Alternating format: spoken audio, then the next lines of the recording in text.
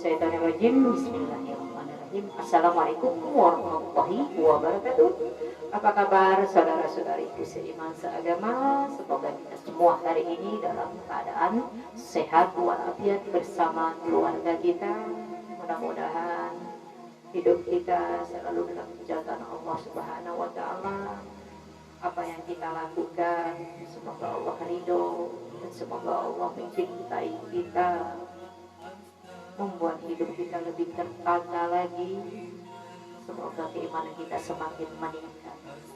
Oke, sebelum kita masuk tema hari ini, silakan bagi saudara-saudara yang ingin subscribe, mudah-mudahan bisa menonton video saya karena motivasi yang selanjutnya. Insya Allah semoga ilmunya manfaat. Oke, saya akan bahas tema hari ini 10 sifat yang dibenci Allah. Yang pertama, sifat bakhil orang kaya, kikir, pelit. Hati-hati jangan sampai kita termasuk golongan orang-orang yang bakhil, kikir, yang pelit dengan apa yang kita miliki. Karena kita harus yakin dan percaya apa yang kita miliki saat ini itu adalah titipan dari Allah. Kelebihan yang Allah berikan kepada kita itu merupakan amanah yang harus kita pertanggungjawabkan kelak di hadapan Allah, akan dihisab. Jadi kalau kita orang yang cerdas, pasti kita akan takut melakukan salah, apalagi dosa.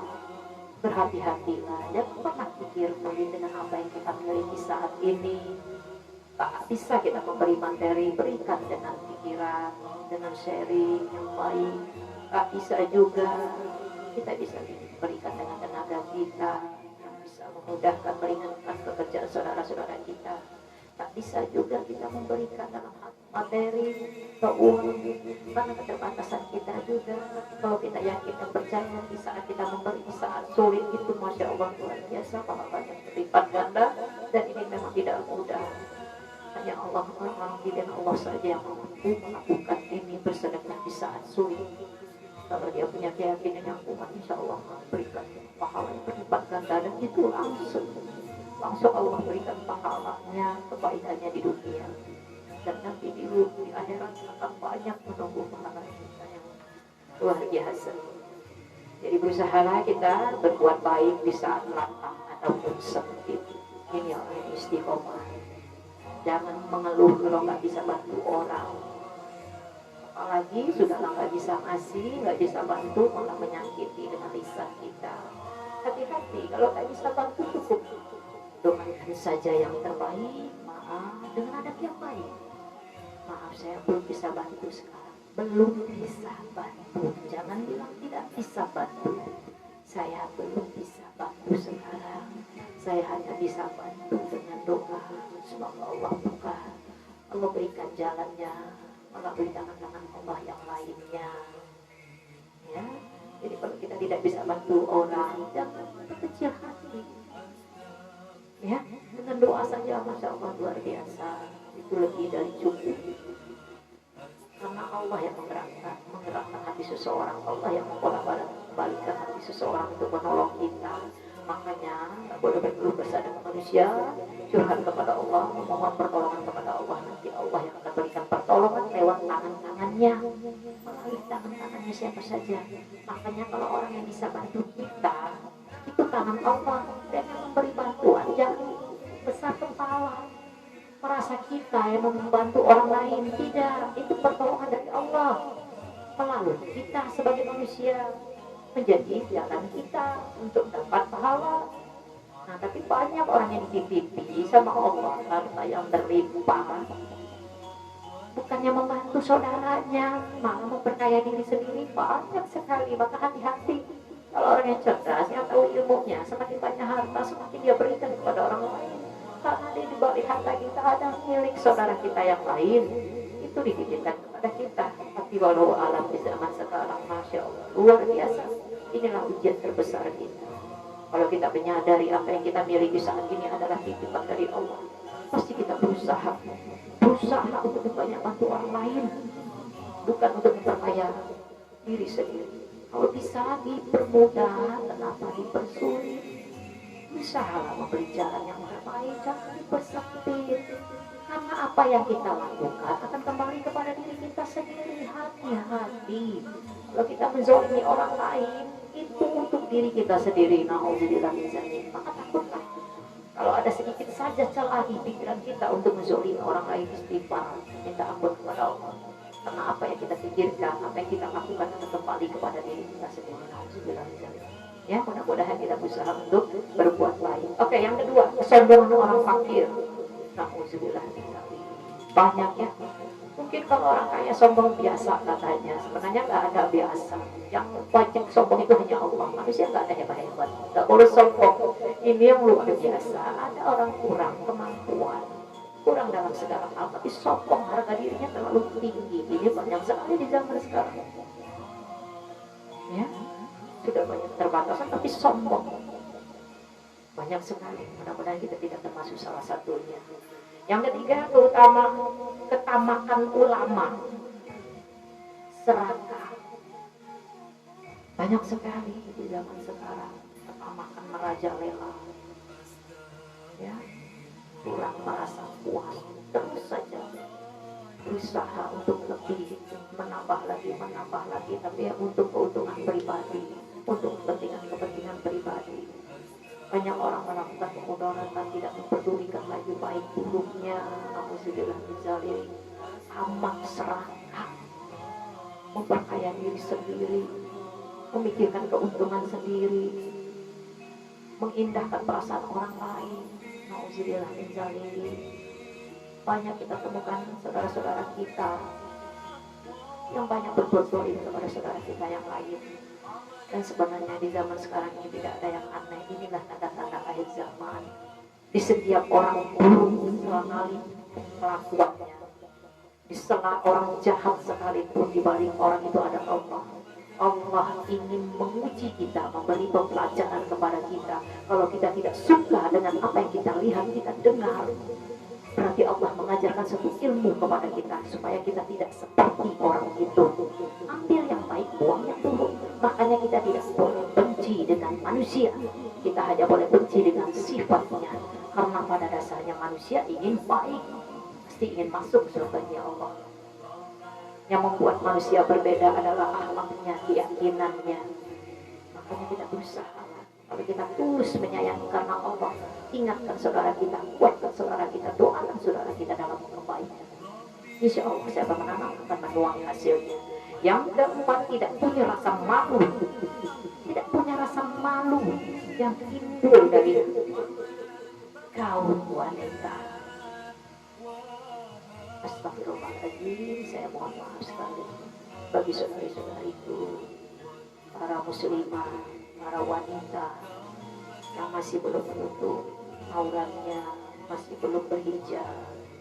Segera, jangan menunda-nunda dalam kebaikan. Jangan menunggu-nunggu, karena sifatnya menunda-nunda dalam pekerjaan setan. Hidup kita tidak tahu bakal berapa lama lagi. Berusaha, jangan menunggu hidayah, karena hidayah kalau tidak dijemput dengan ikhtiar kita, tidak mungkin datang hidayah begitu saja. Kita harus menjemputnya dengan berusaha untuk berbuat baik kepada siapapun juga. Segala kebaikan akan kembali kepada pelakunya. Syarat masuk surganya Allah adalah wanita yang berhijab, menutup auratnya. Dan berhijab di sini adalah yang benar-benar menutup auratnya. Emang harus dihijab dulu hatinya, tapi mulailah sesuatu.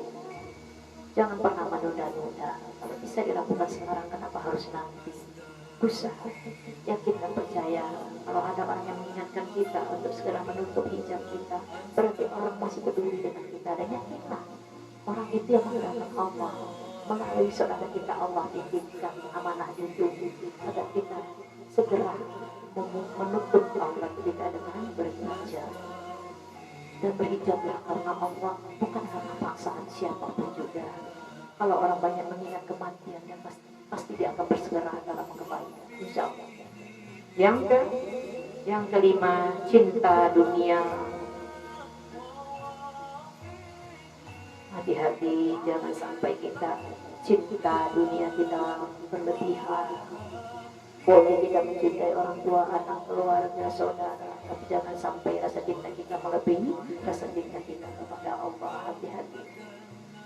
Allah sangat membenci hambanya, lebih mencintai keduniawian daripada memikirkan akhiratnya. Hati-hati, berusaha kita untuk menjauhi sifat yang Allah benci. Oke, yang keenam, kemalasan yang timbul dari anak muda, kaum remaja. Banyak sekali anak-anak kita yang sekarang ini mempunyai sifat pemalas. Nah, mungkin sudah terlalu banyak yang instan, yang terlalu sudah canggih, jadi apa-apa juga mengandalkan media, jadi timbul rasa kemalasan. Hati-hati, itu ujian kita selaku orang tua. Selalu ingatkan anak dalam kebaikan. Hati-hati, orang tua yang bijak, yang cerdas berusaha membawa anak keluarganya untuk menuju surga-Nya Allah. Jangan biarkan anak kita tersesat. Itu tanggung jawab kita sebagai orang tua. Yang ketujuh, kezaliman penguasa. Banyak sekali penguasa sekarang yang tidak amanah, yang memanfaatkan kekuasaannya untuk menindas orang lain, menindas rakyat kecil. Hati-hati, setiap yang kita tanam akan kita tuai hasilnya. Hati-hati, siapa menanam akan menuai hasilnya, itu udah pasti. Hari ini kita menzolimi orang lain, lain waktu pun kita akan dizolimi. Dan yakin kita, kalau kita sudah disiksa di dunia, akan menunggu siksa yang lebih berat di akhirat sebelum kita melakukan taubatan nasuh. Hati-hati. Yang kedelapan, pengecut yang timbul dari anggota perang. Hati-hati, jangan sampai timbul sifat pengecut, takut sesuatu yang belum terjadi, lebih besar ketakutannya daripada yang terlihat saat ini. Jadi berusaha jangan mendramatisir masalah, jangan lebay. Berusaha untuk punya keyakinan yang kuat. Kalau masih di jalan Allah, kuatkan tekad kita, insya Allah semua akan baik-baik saja. Yang kesembilan, ujub atau riya, pamer dari kalangan orang-orang zuhud. Jadi berusaha jangan sampai ada sifat pamer, riya, ujub di diri kita. Hati-hati, pujian sangat rentan sekali dengan manusia, karena pujian dan kesombongan hanya milik Allah. Banyak orang yang tersesat karena satu pujian saja. Hati-hati, dengan banyak pujian membuat kita jadi ujub, riya, pamer. Ingat, di hadapan Allah kita tak ada apa-apanya. Kita ini hina, bodoh, tak berdaya. Kita butuh Allah, kita butuh orang lain agar bisa kita bersosialisasi, tetap bisa berinteraksi dengan saudara-saudara kita yang lain. Karena kita hidup tidak bisa sendiri, mati pun nanti kita akan dikuburkan orang lain. Maka berusaha menjaga hubungan baik kita dengan siapapun juga. Jangan pernah sombong dengan siapapun juga. Kesombongan hanyalah jubahnya Allah. Yang ke-10, yang terakhir, pamer yang timbul dari kalangan para ahli ibadah. Hati-hati. Biasanya sifat ujub pamer ini banyak ada di golongan orang-orang yang merasa banyak paham tentang agama, banyak tahu ilmu. Ya, hati-hati, yang banyak punya harta benda. Ini serentan sekali sifat pamer ini, ya, secara halus. Ujubnya luar biasa terselubung, ya. Maksudnya riya, pamer, tapi diselubungi dengan kata-kata yang seperti istiqomah, ya, seperti merendah, padahal dibungkus dengan suatu kesombongan. Nauzubillah min dzalik. Jadi berusaha hidup apa adanya sesuai ketentuan dari Allah. Oke, mungkin hanya itu bisa saya sampaikan. Mohon maaf kalau banyak keterbatasan, banyak kekurangan dari materi yang saya sampaikan. Semoga bermanfaat dan mudah-mudahan kita bisa amalkan semua ini. Memang tidak mudah, butuh waktu dan proses, tapi kita harus wajib berusaha bagaimana hidup kita selalu dalam cinta dan ridha Allah. Mohon maaf sekali lagi, terima kasih atas perhatian saudara-saudariku semua, semoga bermanfaat. Wabillahi taufiq wa hidayah. Wassalamualaikum warahmatullahi wabarakatuh. Salam sukses dunia bahagia akhirat surga, insyaallah.